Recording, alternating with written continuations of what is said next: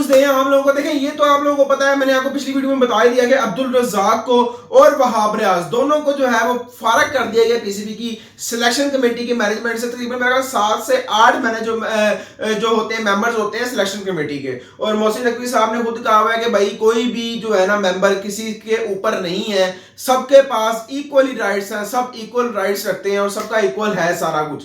तो एक वहाब रियाज जो है ना उनको निकाला गया और अब्दुल रज़ाक को निकाला गया। वहाब रियाज ने ट्वीट किया अपने निकाले पर, वहाब रियाज ने कहा कि क्या मैं अकेला बंदा इस चीज का जिम्मेदार हूं, क्या मैं अकेला ही इस चीज का जिम्मेदार हूं कि बाकी के जो मेंबर्स हैं क्या वो लोग इस चीज के जिम्मेदार नहीं है? क्या सिर्फ मेरे अकेले का एक वोट जो है वो ही मैटर करता था जो आप लोगों ने मुझे निकाला है? और उन्होंने और भी बड़ी बातें की। उन्होंने कहा मैं पूरा स्टेटमेंट दूंगा इसके हवाले से, पूरी आपके राज खोलूंगा। भाई अभी तो बहुत बड़ा पेंडोरा बॉक्स खुलने लगा है यहाँ पर, क्योंकि उन्होंने कहा कि वहाब रियाज को एक और मैनेजर नहीं कि जो सिलेक्शन कमेटी का ही मेंबर था, उसका फोन आया, उसको कॉल आई कि भाई वहाब रियाज तुम जो हो वो खुद ही छोड़ दो मैनेजर की सीट, नहीं के जो सिलेक्शन कमेटी का तो मैनेजर है उसके आप खुद ही अपनी मैनेजर की सीट भी छोड़ दें, आप खुद ही सिलेक्शन कमेटी भी छोड़ दें। अगर आप खुद छोड़ेंगे तो सिर्फ एक बंदे पे मामला आएगा, बाकी जो है सारे सेव हो जाएंगे, वरना सारे के सारे फारग कर दिए जाएंगे। उनको एक फोन कॉल आई और उसके अलावा उनको धमकियां भी दी गई कि आप खुद ही छोड़ दें। और वैसे एक और उनकी भी बात ठीक है, जब मैं वहाब रियाज को यहाँ पे डिफेंड नहीं कर रहा, लेकिन मैं बात ये कर रहा हूँ कि बात उसकी भी ठीक है कि भाई वो अकेला तो नहीं ना इस चीज का जिम्मेदार था, तो उसको क्यों निकाला जा रहा है। लेकिन उसको क्यों निकाला जा रहा है मैं इसकी आपको एक बड़ी जबरदस्त, बड़ी सिंपल सी और बड़ी कमाल किस्म की एक वजह आपको बताता हूं, आपको सुनने में मजा आएगा। देखें शाहीन शाह अफरीदी जो थे वो टीम में ग्रुपिंग में मुलविस थे, ठीक है। इस बात का अब ओपन हो गई ये बात कि शाहीन अफरीदी के साथ जो है और भी 2-3 प्लेयर्स हैं, ऐसे मेंबर्स मौजूद हैं जो ग्रुपिंग में मौजूद थे बाबर आजम के खिलाफ, लेकिन अभी तक उनके नाम खुल के सामने नहीं आए। अभी सिर्फ और सिर्फ शाहीन शाह अफरीदी का ही नाम खुलकर सामने आया है और वो ही ग्रुपिंग में मुलविस निकले हैं। तो जहां तक अगर बात की जाए तो शाहीन शाह अफरीदी ने जो टीम का माहौल था वो भी खराब किया, टीम की मैनेजमेंट के साथ लड़ाइयां की हैं। शाहीन शाह अफरीदी ने टीम में रहकर लड़ाइयां की हैं बहुत। हाँ जी बिल्कुल ये बात आप बिल्कुल ठीक सुन रहे हैं। शाहीन शाह यानी कि बाकायदा बहस हुई है और अजहर महमूद बॉलिंग कोच थे और गैरी क्रिस्टन जो हमारे हेड कोच हैं, इन दोनों ने ही टीम यानी कि सारी टीम को कहा, बिठा के इनसे बात की। गैरी क्रिस्टन का देखिए वर्ल्ड कप के दौरान ये बयान आ गया था कि पाकिस्तानी टीम में यूनिटी नहीं है, मैंने ऐसी टीम जो है ना वो कहीं भी नहीं देखी। तो उन लोगों का तो बयान बाद में आया, हमें तो ये सब चीजें पहले से नजर आ रही थी, क्योंकि शाहीन शाह अफरीदी पूरे वर्ल्ड कप में परफॉर्म नहीं कर रहे थे। एक तरफ अर्शदीप सिंह, उसकी क्या लाइन और लाइन थी, क्या वो अंदर इन स्विंग कर रहा था बंदा, क्या कमाल की बॉलिंग कर रहा था और पहले आउट विकेट्स निकाल रहा था। और एक शाहीन शाह अफरीदी जो कि पिछले 1 साल हो गया है, स्पेशली जब से उनसे कैप्टनसी छीनी है तब से अभी तक उनसे जो है ना सही तरीके से बॉलिंग नहीं करवाई जा रही, सही तरीके से उस बंदे से बॉलिंग नहीं करवाई जा रही। क्यों नहीं करवाई जा रही, इसके पीछे एक वजह है, क्योंकि वो बंदा अपने लिए खेल रहा है, वो मुल्क के लिए नहीं खेल रहा था। उस बंदे ने ग्रुपिंग की और आप सबको पता है कि कौन हो सकता है इसके पीछे, ऑब्वियसली आप सब लोग जानते हैं। और जो शाहीन शाह अफरीदी के जो है ना दिमाग में ये सब भरता है वो कौन है आप लोग भी जानते हैं कि शाहीन शाह अफरीदी, मैं तुमसे सवाल करता हूं, देखो यार आप बच्चे तो नहीं है ना, आपने अपनी कौम के साथ गद्दारी की है, आपने पीसीबी के साथ, आपने हमारे साथ गद्दारी किया है। आप लोग अपने पर्सनल गोल्स के लिए खेलते रहे, अपनी पर्सनल लड़ाइयों में लगते रहे, ना कि आप लोग हमारे मुल्क के लिए खेले, ना हमारी टीम के लिए खेले। आप लोगों ने अपनी कमाई हराम की है, आप लोग जो कमाया वो आपने हराम किया है। और ये मैं ऑन एयर इस वक्त ये बात कर रहा हूं और बड़े ही दुख के साथ ये बात कर रहा हूं। और गैरी क्रिस्टन और अजहर महमूद ने उनको पूरी टीम को बुलाकर उनसे बात की, उनको कहा कि यार देखें आप लोग अपनी टीम के लिए खेलें, अपने जो पर्सनल मसले हैं, आप जो लड़ाइयां हैं उनको आप साइड पर कर दें, अभी इस वर्ल्ड कप पे सिर्फ वर्ल्ड कप पर फोकस करें और छोड़ दें इन सारी बातों को और छोड़ दें इन सारी चीजों को। ये सारी चीजें बात की हैं, ये आप लोग बाद में अपने मसलों को सुलझाते रहिएगा, अभी सिर्फ वर्ल्ड कप पर फोकस करें। लेकिन बाबर ने भी और शाहीन ने भी उस टाइम गैरी क्रिस्टन और वहाब रियाज की बात नहीं मानी। उन्होंने टोटली 100% इस बात से इनकार कर दिया कि हम अपनी दोस्तियां नहीं करेंगे और हम लोग एक दूसरे के साथ सही तरीके से नहीं रहेंगे। और ये बात उन्होंने ओपनली कही। और यकीन करें जब ये रिपोर्ट्स सारी बाहर आ रही हैं, इस चीज़ का इतना दुख हो रहा है क्योंकि हम लोगों ने वर्ल्ड कप खोया इन निकम्मों की वजह से, इन निकम्मों की वजह से हम लोगों ने वर्ल्ड कप खोया और हम लोग डिजर्व नहीं करते थे वर्ल्ड कप खोना। हमारी टीम इतनी गई गुजरी भी नहीं थी, लेकिन हमारी टीम क्यों नहीं परफॉर्म कर पाई? सिर्फ और सिर्फ इन निकम्मों की ग्रुपिंग की वजह से।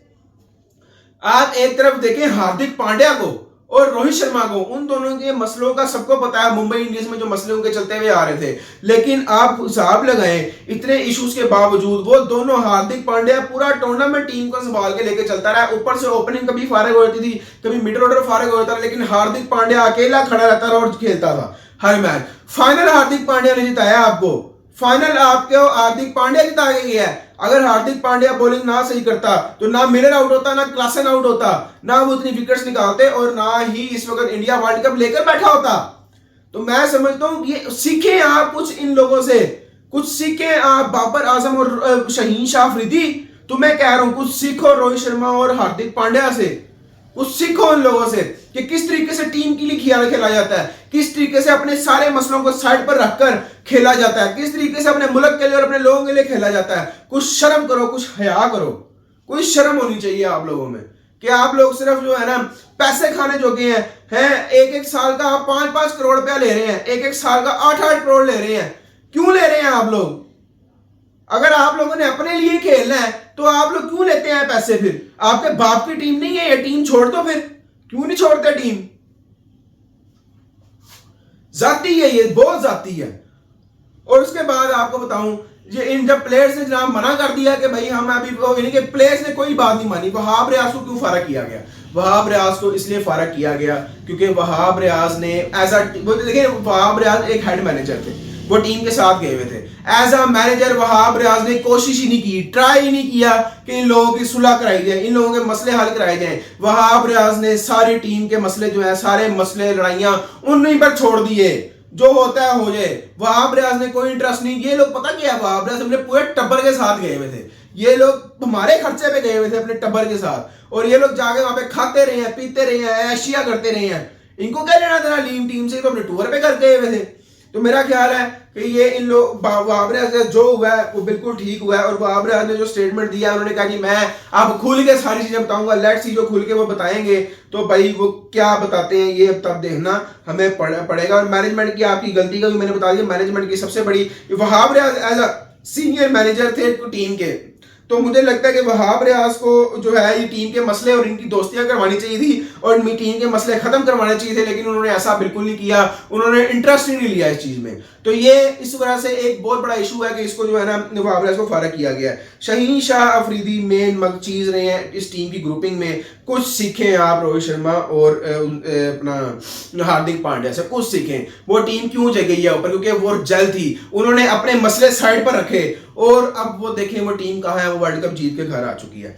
और गैरी और अजहर ने तो आपको मैंने बताया कि समझाया ही है। और अफरीदी की स्टेटमेंट, अब जरा आए अफरीदी की स्टेटमेंट पे। अफरीदी साहब ने कहा है कि मुझे और मेरे सारे जो कुलीग यूनुस खान, मुझे और हम सारा मिसबाह उल हक वगैरह को इतने कैप्टनसी में मौके नहीं दिए, लेकिन बाबर आजम को इतने ज्यादा मौके क्यों दिए जा रहे हैं? बाबर आजम को कोई नवाब है कि बाबर आजम को इतने आप मौके दे रहे हैं? और भाई तुम्हारे दामाद ने तुम्हारे कहने पे जो है वो टीम में ग्रुपिंग की, ठीक है। एक तरह से देखा जाए तो शाहिद अफरीदी भी मुझे लगता है थोड़ा बहुत इसमें इन्वॉल्व हो सकते हैं, लेकिन मैं कंफर्म नहीं कह रहा, मैं किसी पे इल्जाम नहीं लगा रहा, लेकिन कुछ भी हो सकता है। तो आप किस मुंह से ये बात कर रहे हैं कि जबकि आपका अपना जो रिश्तेदार है वो टीम की ग्रुपिंग में मुलविस है, ग्रुपिंग में पाया गया और उसकी वजह से हम लोग वर्ल्ड कप से बाहर हुए। आखिरी आयरलैंड के मैच में शहीन शाह अफरीदी की बॉलिंग देखने वाली थी, क्योंकि जाहिर सी बात है भाई, उसको पता था कि अगर मैंने अभी भी बॉलिंग ना सही की तो शायद मुझे बहुत ही मेरी मिट्टी पलीत होगी। तो ये भी एक वजह हो सकती है, लेकिन मैं फिर कहूंगा कि शाहिद अफरीदी ने जो बात की वो गलत है। उसने कहा कि ये बाबर आजम को इतने चांस को दी जा रहे हैं, बाबर आजम को भी फारग करें। सिर्फ और सिर्फ जो बाकी मेंबर्स हैं सिलेक्शन कमेटी के, वो लोग भी इसके जिम्मेदार हैं, उनको भी फारग करें। आप लोग सिर्फ और सिर्फ वहाब रियाज और अब्दुल रज़ाक को फारग करने का क्या फायदा हुआ? ये दोनों तो सिर्फ कठपुतली हैं, जो सही मेन बंदे हैं उनको फारग करें। तो चेयरमैन पीसीबी मोहसिन नकवी साहब ने अब जो है वो सही सर्जरी शुरू कर दी है और आपको आने वाले दिनों में काफी कुछ तब्दीलियां नजर आएंगी और मजा आएगा, लिटरली मजा आएगा, क्योंकि ये लोग यही डिजर्व करते हैं। मैं तो कहता हूं इन लोगों के पैसे काटने चाहिए कि जिन लोगों ने धोखेबाजी की है हम लोगों के साथ, पूरी इन लोगों ने धोखेबाजी की है और इन लोगों के पैसे भी काटने चाहिए। एट द एंड देखिए, मैंने कहा था, मैंने आपसे वो पिछले स्टूडियो में बात की थी कि अब जो नेक्स्ट स्टूडियो आएगा मैं हर क्रिकेट वीडियो में कोशिश करूंगा कि एक आधी मीम लेकर आऊं, ठीक है। तो आज की मीम ये है, आपको मैं मेरी स्क्रीन पे जो है ना इधर भी शो हो जाएगी आप लोगों को मीम। तो आज की जो मीम है वो ये है कि रोहित शर्मा की तस्वीर बनी हुई है, और वो जो आपने वो मूवी तो देखी भी है ना, क्या नाम है, Godzilla the king of monsters शायद नाम है उस मूवी का।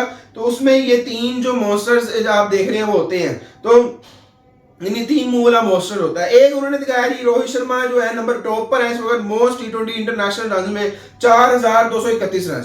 विराट कोहली नंबर 2 पे है 4188 रन, और बाबर आजम नंबर 3 पर है 4145 रन, ठीक है। जो पहले 2 यानी कि रोहित शर्मा और विराट कोहली के नीचे आप देख लें ड्रैगन कौन सा है, यानी कि सही वाला ड्रैगन है, और जो बाबर आजम के नीचे है वो कौन सा वाला ड्रैगन है, वो एक जोकर टाइप का ड्रैगन है। तो यार ये आप लोग देख ले, यानी कि आप कह रहे हैं कि जो एक आपने और मीम भी देखी होगी कि 3 एक आर्मी वाले जो है वो 5-6 खड़े हुए हैं, और उनके बीच में जो है ना एक जोकर सा खड़ा हुआ है, वो इस तरह करके पानी वाली पिस्टल पकड़ के। तो ये उस तरह का सिनेरियो है।